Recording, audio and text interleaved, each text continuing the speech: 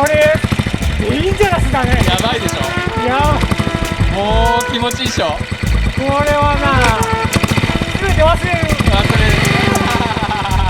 あきちゃんこれめちゃくちゃ出てるじゃん。調子いいよ。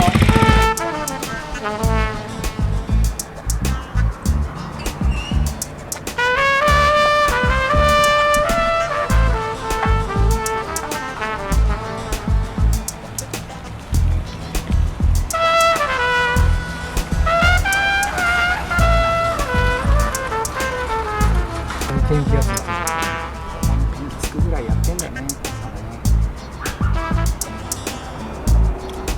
すごいっすよ。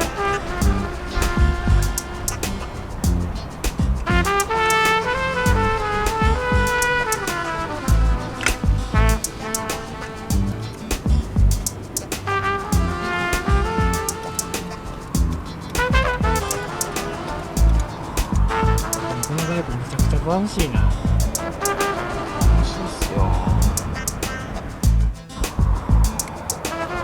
ちょっとやっぱ濃いですね。今走ると濃い。高速だとちょうどいいんだけど、まず下をちょっと今薄くして、ちょっと冷えてからじゃないとエンジンの始動は分かんないけど、これで全然変わることはないと思うんだけど。冷えてからちょっとエンジンかけてみたいな。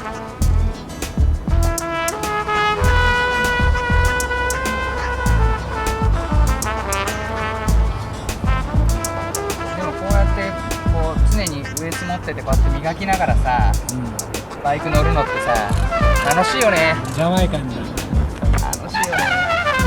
ジャマイカンCL90 やったっけ。CL90